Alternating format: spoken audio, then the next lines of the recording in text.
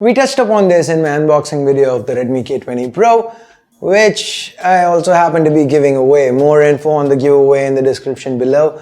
Check it out if you haven't yet. Anyway, you guys wanted a comparison, so let's go ahead, do this. Redmi K20 Pro versus the OnePlus 7. Let's see what the differences are and how they stack up against each other. Hey guys, Ash here from C4eTech and let's get started. Let's first start with the build. But before that, what's your preference, OnePlus 7 or the K20 Pro?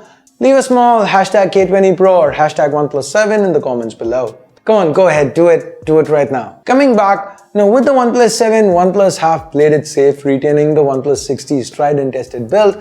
We have very few changes here, like with the camera housing and the Type-C port being upgraded to USB 3.1 Gen 1. That said, just because it's from a previous generation OnePlus phone, it doesn't make this build bad. It is tried and tested for a reason, and that reason being that it works.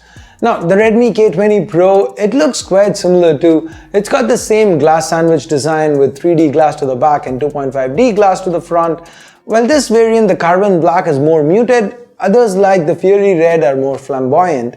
From a dimensions perspective, the Redmi is slightly thicker but shorter and narrower than the OnePlus 7. It is a little heavier though, but it also happens to have a headphone jack that the OnePlus 7 lacks.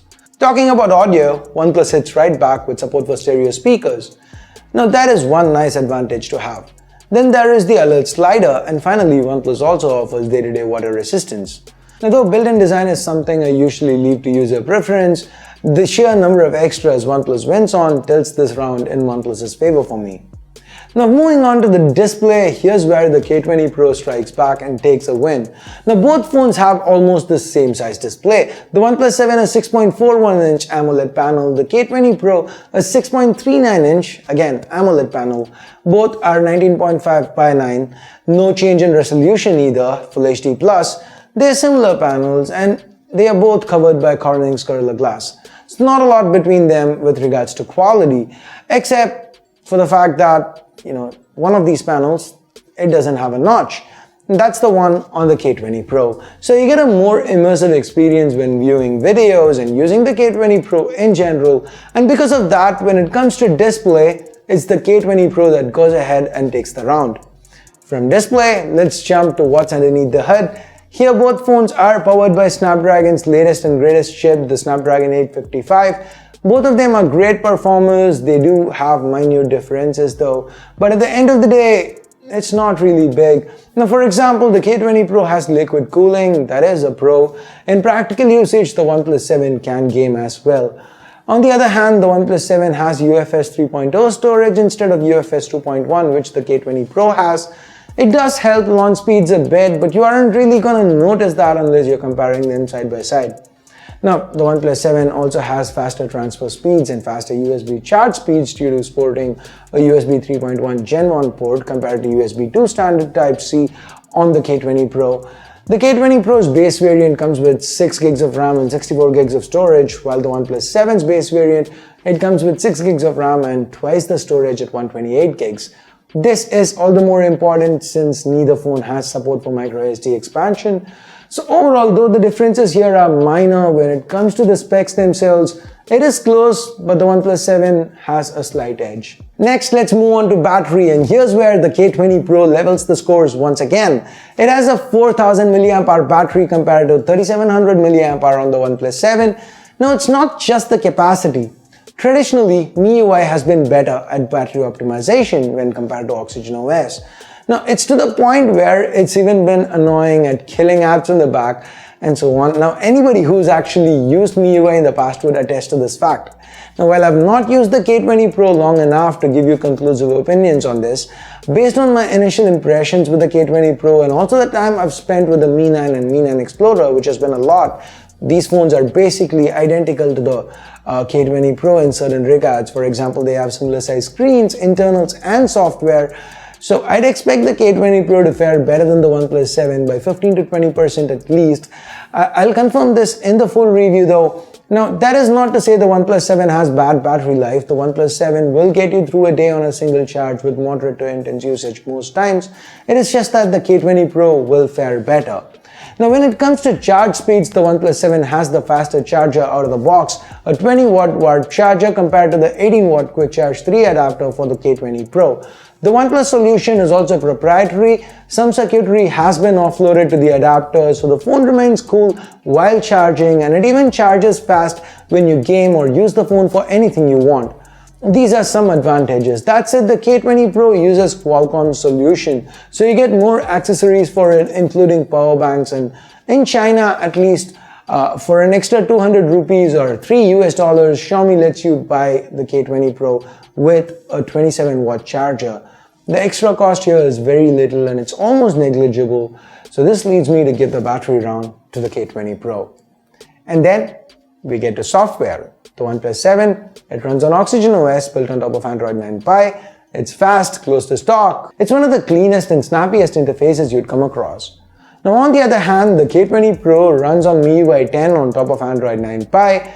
MIUI 10, while not close to stock, it's still plenty fast and packed with features. Now I'm sure this one's gonna be a controversial decision. MIUI does come with ads in certain markets like India, while Oxygen OS, it does not have ads. This leads me to give this round to OnePlus. Your mileage may vary though. Next, let's talk cameras. The OnePlus 7 has two cameras to the back, one's a depth sensor, so blah. The Redmi K20 Pro on the other hand has a much more interesting setup to the back. Both phones share the same primary camera with almost every other flagship out there today. The Sony IMX586, a 48 megapixel sensor, it's paired with the f1.75 lens on the Redmi K20 Pro. It's not optically stabilized, but on the OnePlus 7 it is paired with the f1.7 lens that has OIS. That said, as you can see, there is not a lot between them. The detail levels, the dynamic range, it's all very close given that the hardware is the same and even the image signal processor is the same. There is a bit of difference with the software processing that leads to a little increase in saturation with certain images shot with the K20 Pro. It happens sometimes, it's not all the time. Under low light though, the OnePlus 7 tends to shoot cleaner images with its nightscape option than the K20 Pro's night mode. The K20 Pro's images are a little brighter though. The reason for OnePlus's edge here is optical image stabilization, which lets it expose longer, hence the cleaner results.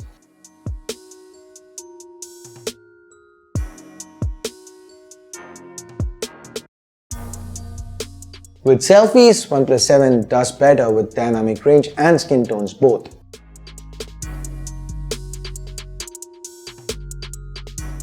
Similarly, OnePlus manages to hold an edge with video too, and the colors are a tad richer here, but more importantly there is stabilization even at 4K 60. It's worth noting that the K20 Pro can do 0.2 seconds of 960 fps super slow motion at 1080p. The OnePlus 7 can do a lot longer, 1 minute, but at 480 fps only. All that said, the K20 Pro's edge here is in the fact that it has two extra sensors that do a lot more than just depth sensing. It can shoot 2x optical as well as ultra-wide, both of which the OnePlus 7 can't. Given that under good light and even low light these primary cameras are pretty close, the presence of these two extra sensors give the K20 Pro an advantage with regards to cameras, and the K20 Pro in my opinion takes this round. The scores are again level, 3-all. And finally, with the scores being level, we get to pricing. Here, the OnePlus 7 starts at 32,000 rupees in India. That's for the 6128 variant. The Redmi K20 Pro, on the other hand, it is not available in India yet. It's supposed to be launching soon. As of now, in China, it's priced at 2499 yuan. That's for the 664 variant. Now, for parity's sake, if we take the price of the 6128 K20 Pro and even throw in the cost of that 27 watt charger bundle, the price comes to 2619 yuan, that's about 26,400 rupees or $378. So even if the pricing does come in a little higher in India, the K20 Pro should most definitely be priced cheaper than the OnePlus 7, making it definitely better value for money. So with that, the K20 Pro wins the price round, and with it, the comparison 4-3. Now that doesn't mean the OnePlus 7 is a bad phone. It's still an excellent offering, and like I've always said, there is no one size fits all. So if your priorities are different, if for example, the convenience of warp charge is more important to you than that 10-20% better battery life, or video stabilization, or low light, a little bit better low light is more important to you, and worth sacrificing the 2 extra sensors, you can go with the OnePlus 7 and it will not let you down. But in the K20 Pro, Redmi seems to have put together a mainstream flagship for the masses. It is the better bang for your buck, and it is the better phone here today. So if you want to wait for it to launch, you probably should. And with that, we get to the end of this video. So what do you guys think? Which of these two do you like better? The Redmi K20 Pro or the OnePlus 7? Let me know in the comments below. Also, thumbs up, thumbs down based on whatever you felt about this video. Subscribe, turn on notifications by hitting that bell icon if you haven't yet.